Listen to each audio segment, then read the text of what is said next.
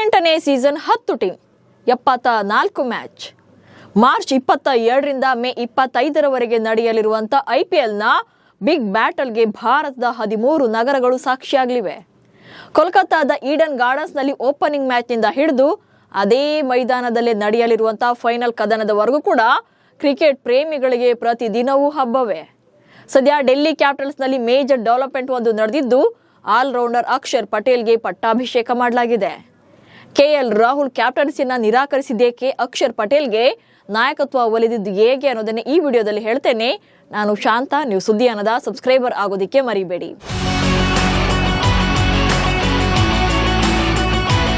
ಜಗತ್ತಿನ ಅತಿ ಶ್ರೀಮಂತ ಲೀಗ್ ಐಪಿಎಲ್ಗೆ ದಿನಗಣನೆ ಶುರುವಾಗಿದೆ. ಕಳೆದ ನವೆಂಬರ್ನಲ್ಲಿ ಮೆಗಾ ಆಕ್ಷನ್ ನಡೆದಿದ್ರಿಂದ ಬಹುತೇಕ ತಂಡಗಳ ಆಟಗಾರರು ಬದಲಾಗಿದ್ದಾರೆ. ಹಾಗೆ ಕೆಲ ಫ್ರಾಂಚೈಸಿಗಳಲ್ಲಿ ನಾಯಕರು ಕೂಡ ಬದಲಾಗಿದ್ದಾರೆ. ಇದೀಗ ಡೆಲ್ಲಿ ಕ್ಯಾಪಿಟಲ್ಸ್ ಕೊನೆ ತಂಡವಾಗಿ ಕ್ಯಾಪ್ಟನ್ ಅನ್ನು ಅನೌನ್ಸ್ ಮಾಡಿದೆ. ಆಲ್ರೌಂಡರ್ ಅಕ್ಷರ್ ಪಟೇಲ್ಗೆ ಜವಾಬ್ದಾರಿ ನೀಡಲಾಗಿದೆ. ಡೆಲ್ಲಿ ತಂಡಕ್ಕೆ ಅಕ್ಷರ್ ಪಟೇಲ್ ಕ್ಯಾಪ್ಟನ್ ಎಂದು ಅಧಿಕೃತ ಘೋಷಣೆ.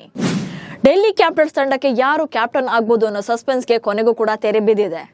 ಕೆಎಲ್ ರಾಹುಲ್, ಅಕ್ಷರ್ ಪಟೇಲ್ ಹಾಗೆ ಫಾಫ್ ಡುಪ್ಲೆಸಿಸ್ ರೇಸ್ನಲ್ಲಿ ಅಕ್ಷರ್ ಪಟೇಲ್ಗೆ ಸಾರಥ್ಯ ಸಿಕ್ಕಿದೆ. ಟೀಂ ಇಂಡಿಯಾದ wicket keeper batter K L Rahul ನಾಯಕತ್ವವನ್ನು ತಿರಸ್ಕರಿಸಿದ ಬೆನ್ನಲ್ಲೇ ಡೆಲ್ಲಿ ಕ್ಯಾಪಿಟಲ್ಸ್ ತಂಡ ಅಕ್ಷರ್ ಪಟೇಲ್ ಅವರನ್ನು ಅಧಿಕೃತವಾಗಿ ನಾಯಕ ಅಂತ ಘೋಷಣೆ ಮಾಡಿದೆ.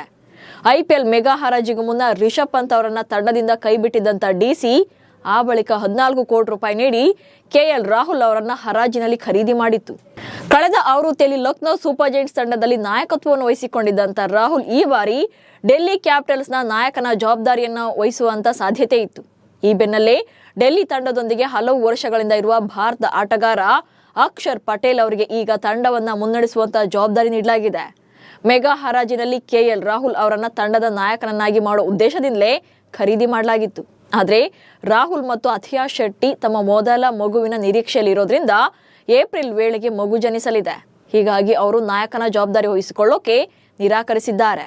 ಈ ಹಿನ್ನೆಲೆಯಲ್ಲಿ ಡಿಸಿಗೆ ರಿಷಬ್ ಪಂತ್ ಅವರ ಸ್ಥಾನಕ್ಕೆ ನಾಯಕನನ್ನಾಗಿ ಅಕ್ಷರ್ ಪಟೇಲ್ ಅವರನ್ನ ನೇಮಕ ಮಾಡಲಾಗಿದೆ.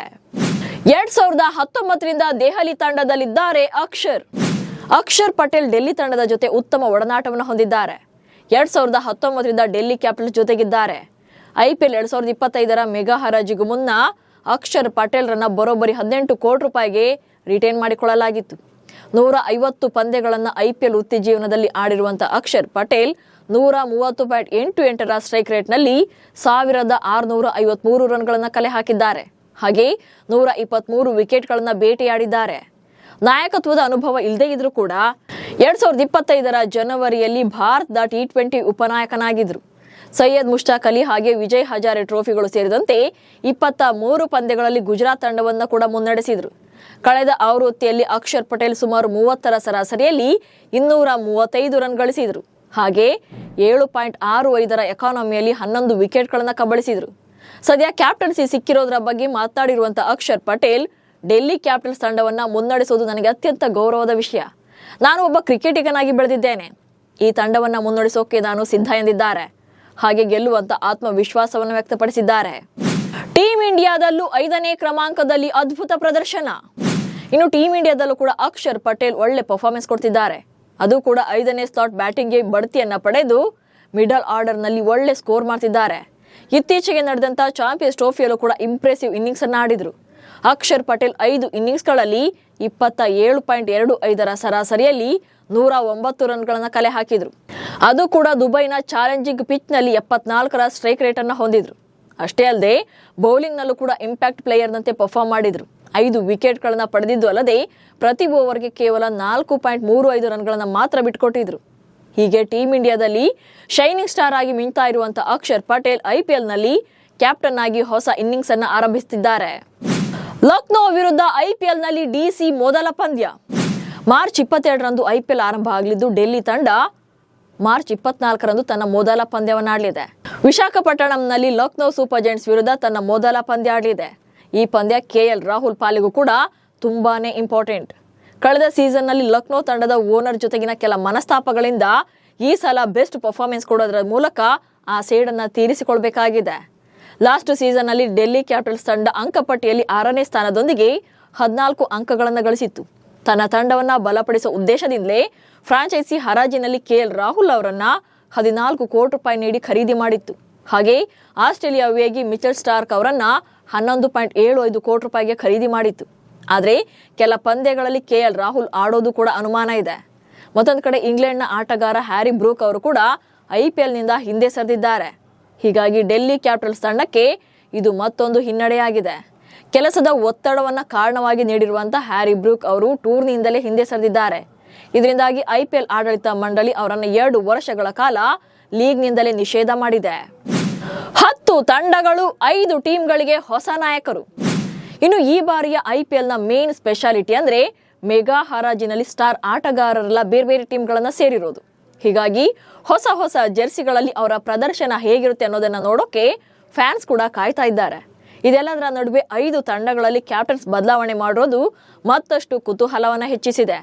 ಮೊದಲನೇದಾಗಿ ಯಾವೆಲ್ಲ ತಂಡಗಳಲ್ಲಿ ಹಳೆ ನಾಯಕರೇ ಕಂಟಿನ್ಯೂ ಆಗಿದ್ದಾರೆ ಅನ್ನೋದನ್ನ ಮೊದಲು ನೋಡೋಣ.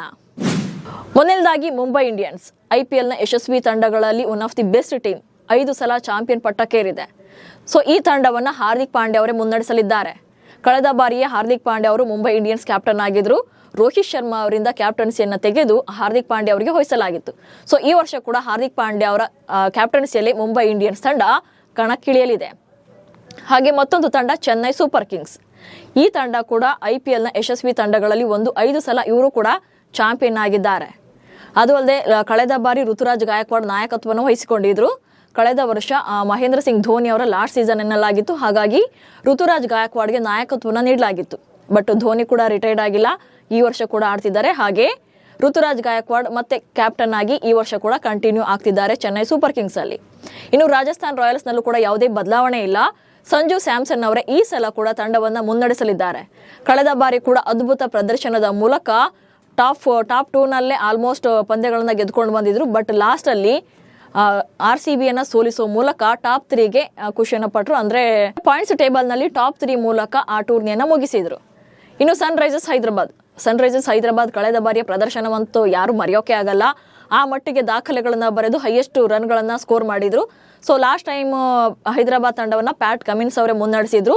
ಈ ಸಲ ಕೂಡ ಪ್ಯಾಟ್ ಕಮಿನ್ಸ್ ಅವರೇ ಹೈದರಾಬಾದ್ ತಂಡವನ್ನ ಲೀಡ್ ಮಾಡ್ತಾರೆ. ಅಲ್ಲದೆ ಈ ಸಲ ಸನ್ ರೈಸರ್ಸ್ ಹೈದರಾಬಾದ್ ತಂಡದಲ್ಲಿ ಹೊಸ ಆಟಗಾರರು, ಅದು ಕೂಡ ಸ್ಟಾರ್ ಆಟಗಾರರೇ ಸೇರಿರೋದ್ರಿಂದ ಈ ಸಲ ಕೂಡ ಮತ್ತಷ್ಟು ರೆಕಾರ್ಡ್ಗಳನ್ನ ಬ್ರೇಕ್ ಮಾಡೋಕೆ ಪ್ಯಾಟ್ ಕಮಿನ್ಸ್ ತಂಡ ರೆಡಿಯಾಗಿದೆ.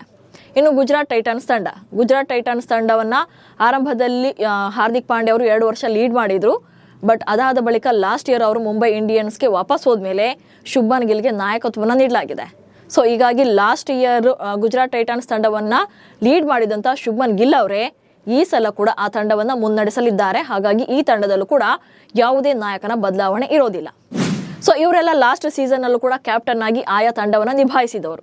ಬಟ್ ಈ ಸಲ ಯಾವೆಲ್ಲ ಟೀಮ್ಗಳಿಗೆ ಹೊಸ ಸಾರಥಿಗಳು ಸಿಕ್ಕಿದ್ದಾರೆ ಅನ್ನೋದನ್ನ ನೋಡಿದ್ರೆ, ಮೊದಲನೇದಾಗಿ ರಾಯಲ್ ಚಾಲೆಂಜರ್ಸ್ ಬೆಂಗಳೂರು. ಕಳೆದ 3 ವರ್ಷಗಳಿಂದ ರಾಯಲ್ ಚಾಲೆಂಜರ್ಸ್ ಬೆಂಗಳೂರು ತಂಡವನ್ನು ಫಫ್ ಡು ಪ್ಲೆಸಿಸ್ ಮುನ್ನಡೆಸಿದ್ರು. ಬಟ್ ಈ ಸಲ ಅವರನ್ನ ಫ್ರಾಂಚೈಸಿ ಕೈ ಬಿಟ್ಟಿತ್ತು, ಯಾಕಂದ್ರೆ ಅವರಿಗೆ 40+ ಏಜ್ ಆಗಿದೆ. ಸೊ ಹಿಂಗಾಗಿ ಭವಿಷ್ಯದ ದೃಷ್ಟಿಯಿಂದ ಹೊಸ ನಾಯಕನ ಅನ್ವೇಷಣೆಯಲ್ಲಿದ್ದಂಥ ರಾಯಲ್ ಚಾಲೆಂಜರ್ಸ್ ಬೆಂಗಳೂರು ತಂಡ ರಜತ್ ಪಾಟಿದಾರ್ ಅವರಿಗೆ ಕ್ಯಾಪ್ಟನ್ಸಿಯನ್ನ ನೀಡಿದೆ. ಸೊ ಇದೇ ಮೊದಲ ಬಾರಿಗೆ RCBಯನ್ನ ಲೀಡ್ ಮಾಡೋಕೆ ರಜತ್ ಪಾಟಿದಾರ್ ರೆಡಿಯಾಗಿದ್ದಾರೆ. ಇನ್ನು ಲಕ್ನೋ ಸೂಪರ್ ಜೈಂಟ್ಸ್ ತಂಡವನ್ನ ಕಳೆದ 3 ಆವೃತ್ತಿಗಳಿಂದ ಕನ್ನಡಿಗ KL ರಾಹುಲ್ ಲೀಡ್ ಮಾಡಿದ್ರು. ಬಟ್ ಲಾಸ್ಟ್ ಇಯರ್ ಅದರ ಓನರ್ ಆಗಿರುವಂತ ಸಂಜೀವ್ ಗೋಯಾಂಕ್ ಅವ್ರ ಜೊತೆ KL ರಾಹುಲ್ ಕೆಲ ಮನಸ್ತಾಪಗಳಿಂದಾಗಿ KL ರಾಹುಲ್ ಹೊರ ಬಂದಿದ್ರು ತಂಡದಿಂದ. ಹೀಗಾಗಿ ಅವರು ಹರಾಜಿನಲ್ಲಿ ಡೆಲ್ಲಿ ತಂಡವನ್ನ ಸೇರ್ಕೊಂಡ್ರು. ಇನ್ನು ಲಕ್ನೋ ತಂಡ ರಿಷಬ್ ಪಂತ್ ಅವರನ್ನ ದಾಖಲೆಯ ಬೆಲೆಗೆ ಖರೀದಿ ಮಾಡಿತ್ತು ಹರಾಜಿನಲ್ಲಿ. ಹೀಗಾಗಿ ರಿಷಬ್ ಪಂತ್ಗೆ ನಾಯಕನ ಪಟ್ಟವನ್ನ ಕಟ್ಟಿದೆ. ಸೊ ಈ ಬಾರಿ ಲಕ್ನೋ ತಂಡವನ್ನ ರಿಷಬ್ ಪಂತ್ ಮುನ್ನಡೆಸಲಿದ್ದಾರೆ. ಇನ್ನು ಕೋಲ್ಕತ್ತಾ ನೈಟ್ ರೈಡರ್ಸ್ ಕೂಡ ಹಾಲಿ ಚಾಂಪಿಯನ್. ಆ ತಂಡ ತನ್ನ ಕ್ಯಾಪ್ಟನ್ ಅನ್ನೇ ಬಿಟ್ಕೊಟ್ಟಿತ್ತು ಹರಾಜಿನಲ್ಲಿ, ಅದು ಕೂಡ ಶ್ರೇಯಸ್ ಅಯ್ಯರ್ ಅವರನ್ನ. ಸೊ ಆ ತಂಡದಿಂದ ಹೊರ ಬಂದಿದ್ದಾರೆ ಶ್ರೇಯಸ್ ಅಯ್ಯರ್. ಹೀಗಾಗಿ ಕೋಲ್ಕತ್ತಾ ನೈಟ್ ರೈಡರ್ಸ್ ತಂಡ ಅಚ್ಚರಿಯ ರೀತಿಯಲ್ಲಿ ಅಜಿಂಕ್ಯ ರಹಾನೆಗೆ ನಾಯಕತ್ವವನ್ನು ನೀಡಿತು. ಅಲ್ಲಿ ವೆಂಕಟೇಶ್ ಅಯ್ಯರ್ ನಾಯಕತ್ವ ವಹಿಸಿಕೊಳ್ಬಹುದು ಎನ್ನಲಾಗ್ತಿತ್ತು. ಅವರು ಯಾಕಂದ್ರೆ 23 ಕೋಟಿ ರೂಪಾಯಿಗೆ ವೆಂಕಟೇಶ್ ಅಯ್ಯರ್ ಅವರನ್ನ ಕೋಲ್ಕತ್ತಾ ತಂಡ ಉಳಿಸ್ಕೊಂಡಿತ್ತು. ಬಟ್ ಅಂತಿಮವಾಗಿ ಅಜಿಂಕ್ಯ ರಹಾನೆಗೆ ಪಟ್ಟವನ್ನ ಕಟ್ಟಿದೆ KKR ತಂಡ. ಹೀಗಾಗಿ KKR ತಂಡ ಹೊಸ ನಾಯಕನ ಸಾರಥ್ಯದಲ್ಲಿ ಕಣಕ್ಕಿಳಿತಾ ಇದೆ.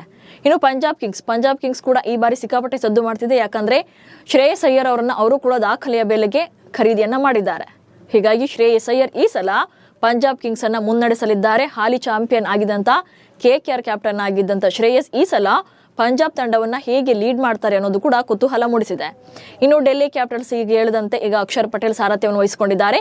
ಡೆಲ್ಲಿ ಕ್ಯಾಪಿಟಲ್ಸ್ ತಂಡವನ್ನ ಮುನ್ನಡೆಸಿದಂತ ರಿಷಬ್ ಪಂತ್ ಲಕ್ನೋ ತಂಡ ಸೇರಿರೋದ್ರಿಂದ ಡೆಲ್ಲಿ ತಂಡ ಈಗ ತಮ್ಮದೇ ಆಟಗಾರ ಇದ್ದಂತ ಅಕ್ಷರ್ ಪಟೇಲ್ಗೆ ನಾಯಕತ್ವವನ್ನು ನೀಡಿದೆ. ಹೀಗೆ ಈ ಬಾರಿ 5 ತಂಡಗಳನ್ನ ಹೊಸ ನಾಯಕರು ಮುನ್ನಡೆಸಲಿದ್ದಾರೆ. ಫೈನಲಿ 10 ತಂಡಗಳಿಗೆ ನಾಯಕರು ನೇಮಕ ಆಗಿದ್ದು ಇನ್ನೇನಿದ್ರು ಕೂಡ ಹೈ ವೋಲ್ಟೇಜ್ ಬ್ಯಾಟಲ್ ಶುರುವಾಗೋದಷ್ಟೇ ಬಾಕಿ ಇದೆ. ಸದ್ಯ IPL 17 ಸೀಸನ್ಗಳನ್ನು ಯಶಸ್ವಿಯಾಗಿ ಮುಗಿಸಿದ್ರು ಕೂಡ royal Challengers Bengaluru, Punjab Kings ಹಾಗೆ ಡೆಲ್ಲಿ ಕ್ಯಾಪಿಟಲ್ಸ್ ಈವರೆಗೂ ಕೂಡ ಒಮ್ಮೆಯೂ ಕೂಡ ಟ್ರೋಫಿಯನ್ನ ಗೆಲ್ಲೋಕೆ ಸಾಧ್ಯವಾಗಿಲ್ಲ. ಸೊ ಈ ಬಾರಿಯ ಟೂರ್ನಿಯಲ್ಲಿ ಚೊಚ್ಚಲ ಬಾರಿಗೆ ಚಾಂಪಿಯನ್ ಆಗೋಕೆ ಈ 3 ತಂಡಗಳು ರಣತಂತ್ರಗಳನ್ನ ರೆಡಿ ಮಾಡ್ಕೊಂಡಿದ್ದಾರೆ. ಮತ್ತೊಂದು ಕಡೆ ಈಗಾಗಲೇ ಕಪ್ ಗೆದ್ದಿರುವಂತಹ ತಂಡಗಳು ಕೂಡ ತಮ್ಮ ಟ್ರೋಫಿಗಳ ಸಂಖ್ಯೆಯನ್ನು ಹೆಚ್ಚಿಸಿಕೊಳ್ಳೋಕೆ ಕಾಯ್ತಾ ಇದ್ದಾರೆ. ಸೊ ಹಿಂದೆಂದಿಗಿಂತಲೂ ಕೂಡ 18ನೇ ಸೀಸನ್ ತೀವ್ರ ಕುತೂಹಲ ಕೆಳಿಸಿದೆ. ಮೆಗಾ ಆಕ್ಷನ್ ಆಗಿರೋದ್ರಿಂದ ಯಾವ ಟೀಮ್ ತುಂಬಾ ಸ್ಟ್ರಾಂಗ್ ಆಗಿ ಕಾಣ್ತಾ ಇದೆ, ಹಾಗೆ ಈ ಸಲ ಯಾರು ಚಾಂಪಿಯನ್ ಆಗ್ಬೋದು ಅಂತ ನಿಮ್ಗೆ ಅನಿಸುತ್ತೆ ಅನ್ನೋದನ್ನ ಕಮೆಂಟ್ಸ್ ಮೂಲಕ ತಿಳಿಸಿ. ಹಾಗೆ ಸುದ್ದಿಯನ್ನ ಫಾಲೋ ಮಾಡಿ. ನಮಸ್ಕಾರ.